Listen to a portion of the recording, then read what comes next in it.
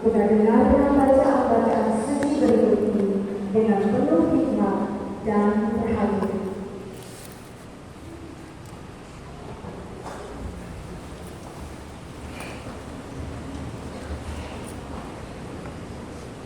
Bacaan dari kitab Yesaya.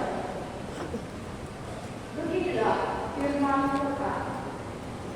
Sungguh, hamba akan berhati. Dia akan ditinggikan, disanjung dan dimuliakan. Seperti banyak orang tertemu melihat dia. Rupanya begitu buruk, tidak seperti manusia lagi. Dan tampaknya tidak seperti anak manusia lagi. Demikianlah dia akan membuat terkenal banyak bangsa, dan raja-raja akan mengatur mulutnya melihat dia. Sebab apa yang tidak diceritakan kepada mereka akan mereka lihat, dan apa yang tidak mereka dengar akan mereka pahami. Maka mereka berkata, siapakah yang percaya pada berita yang kami dengar? Kepada siapakah tangan kekuasaan Tuhan dinyatakan? Laksana sebuah talu, hamba Yahweh tumbuh di hadapan Tuhan, dan bagaikan bunga dia muncul dari tanah terang. Dia tidak tampan, dan semarak pun tidak ada padanya. Kita tidak tertarik untuk memandang dia. Keindahan pun tidak ada padanya, maka kita tidak suka padanya. Dia dihina dan dihindari orang. Dia seorang penuh kesengsaraan. Dia seorang yang tahu apa artinya menderita kesakitan. Dia sangat dihina, sehingga orang menutup mukanya terhadap dia. Dan bagi kita pun, dia tidak masuk hitungan.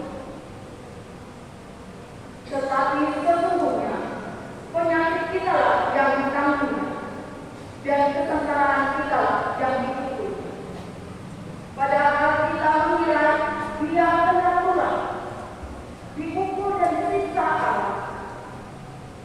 Sesungguhnya, ia tersiksa oleh karena kedurhakaan kita. Dia ditemukan oleh karena kejahatan kita. Derita yang mendatangkan keselamatan bagi kita ditimpakan kepadanya. Dan oleh bibir-bibirnya kita menjadi sembuh. Kita sekalian sesat seperti domba, masing-masing mengambil jalan sendiri. Tetapi Tuhan telah menimpakan kepadanya kejahatan kita sekalian.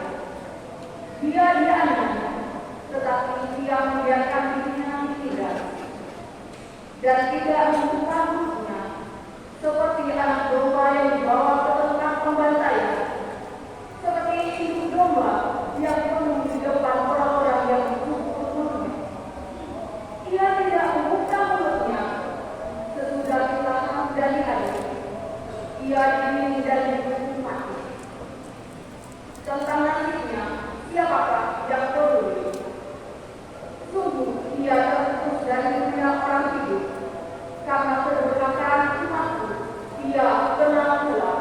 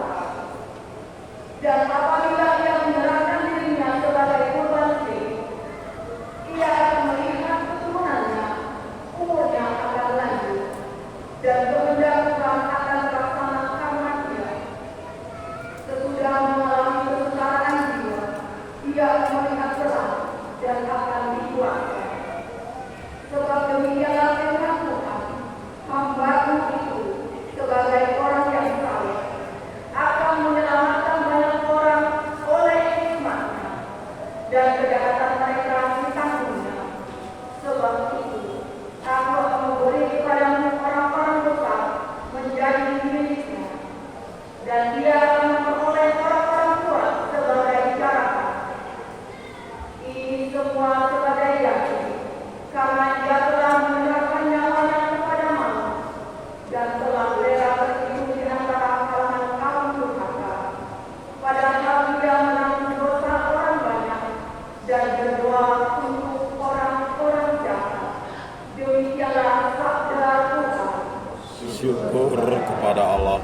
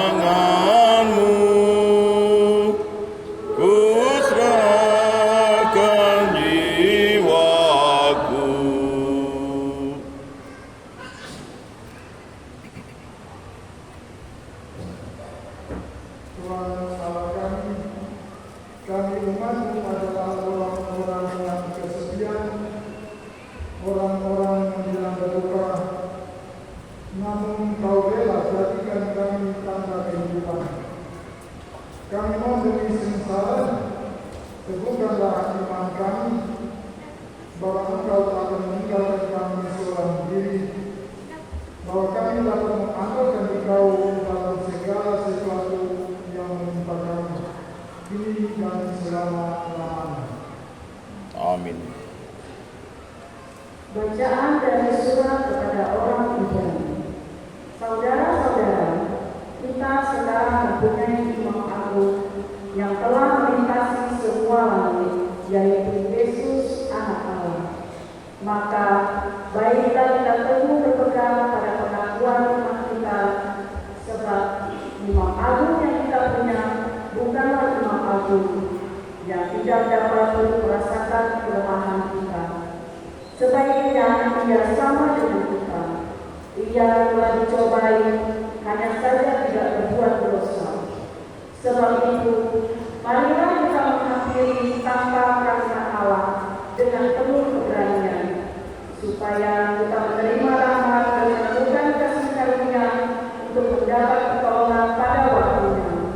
Dalam hidupnya sebagai manusia, Yesus telah mempersembahkan doa dan permohonan dengan rasa tangis dan keluhan kepada Dia yang sanggup menyelamatkannya dari maut, dan karena kesalehannya Ia telah didengarkan. Akan tetapi sekalipun anak, Ia telah belajar menjadi taat.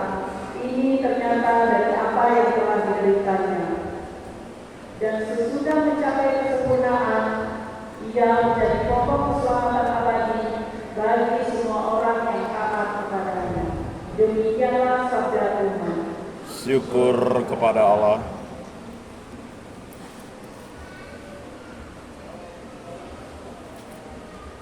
Tuhan Allah kami, segala ketidaktaatan, segala dosa dan pengingkaran terhadap nama-Mu telah ambil alih menjadi beban tanggungan Tuhan, agar dapat membebaskan kami dari dosa Adam serta menjadikan kami putra dan putri.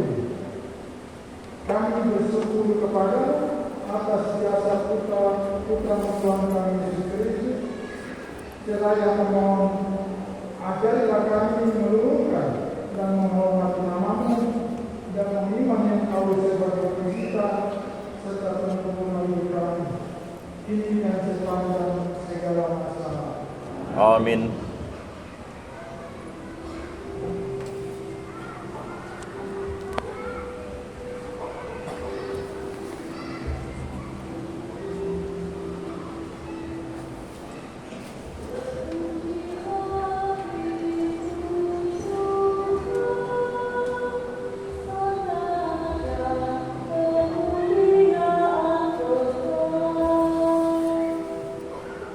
Terpujilah Kristus Tuhan, Raja kemuliaan kekal.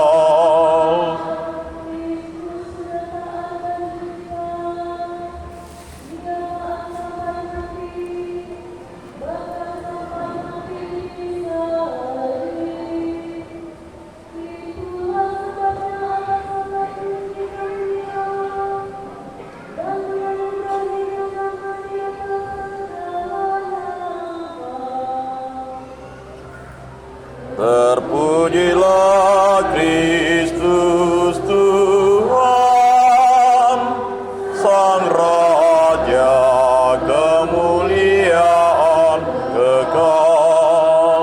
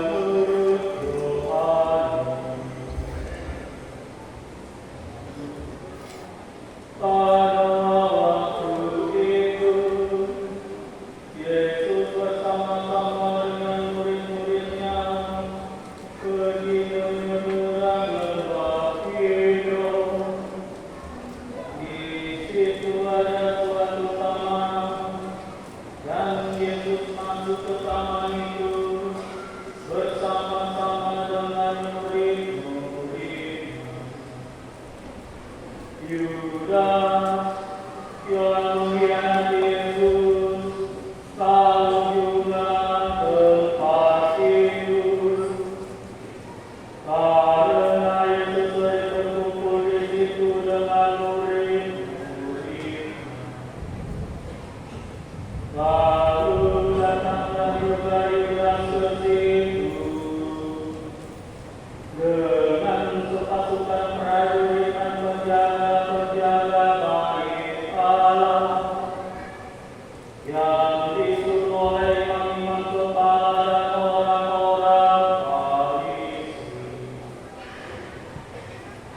Mereka datang lengkap dengan bendera, sulung, dan senjata. Yesus tahu semua yang akan menimpa dirinya. Maka ia maju ke depan dan berkata kepada mereka, Siapakah yang akan salib? jawab mereka, Yesus dari Nazaret. kata Yesus kepada mereka,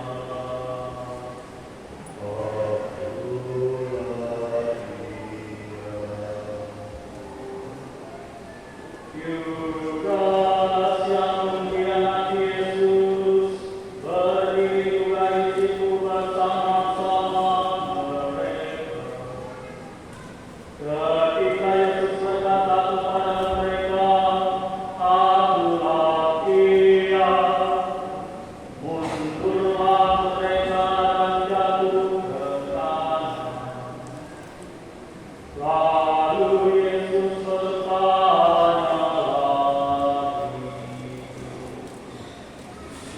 Siapakah yang akan salib? jawab mereka, Yesus dari Nazaret. kata Yesus, Telah aku katakan kepadamu, akulah Dia. Jika aku yang akan salib, siapkanlah mereka ini pergi. demikian hendaknya supaya digenapilah firman yang telah dikatakannya. Dari mereka yang Engkau serahkan kepadaku, tidak seorang pun yang aku biarkan binasa. Lalu Simon Petrus yang membawa pedang menghunus pedang itu, meletakkannya kepada pariman besar dan memutuskan telinga kanannya. Nama itu Malkus. Kata Yesus kepada Petrus, Sarungkan pedangmu itu. Bukankah aku harus minum piala yang diberikan Bapa kepada aku? lalu pasukan prajurit tetap perwiranya dan penjaga-penjaga yang disuruh orang Yahudi itu menangkap Yesus dan membelenggu Dia. Mula-mula mereka membawanya kepada Anas, karena Anas adalah mertua Kayafas,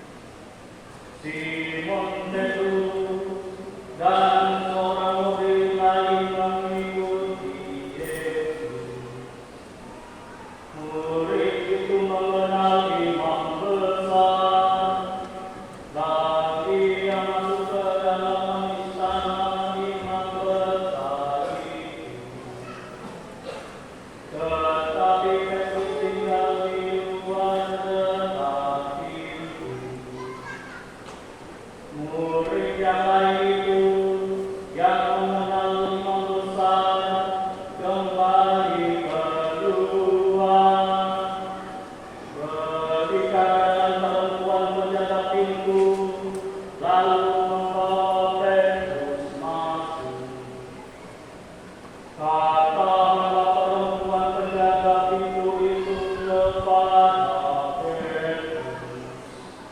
Bukankah engkau itu?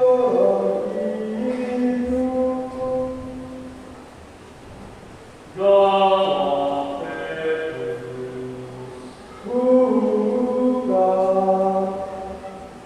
Sementara itu, hamba-hamba dan para penjaga barisan telah menyalakan mati alam sebab udara dingin waktu itu, dan mereka berdiri menghangatkan badan di situ. Petrus pun berdiri menghangatkan badan bersama-sama dengan mereka. Kemudian mulailah imam besar menanya Yesus tentang para murid dan tentang ajarannya. Jawab Yesus kepadanya. Aku berbicara terus terang kepada dunia. Aku selalu mengajar di rumah-rumah ibadah dan di baiklah tempat semua orang yang duduk berkumpul. Aku tidak pernah berbicara sembunyi-sembunyi. Mengapa engkau menanyai aku? Tanyailah mereka yang telah mendengar apa yang aku katakan kepada mereka. Sungguh mereka tahu apa yang telah aku katakan.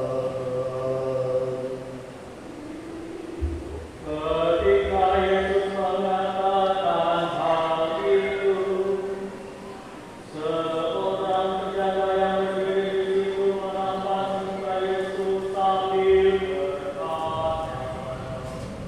Perhitungan kepada imam besar. jawab Yesus kepadanya. Jika kataku itu salah, tundukkanlah salahnya.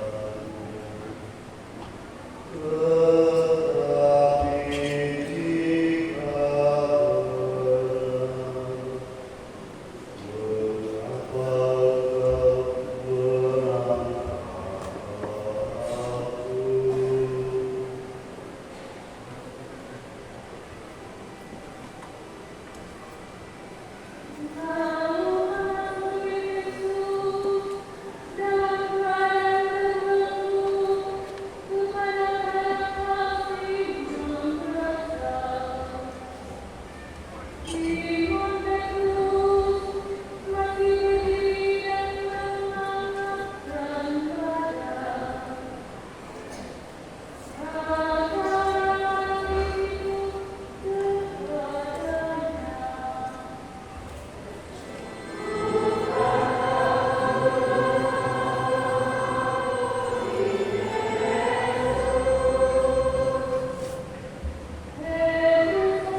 benar, mengapa kau menantang aku?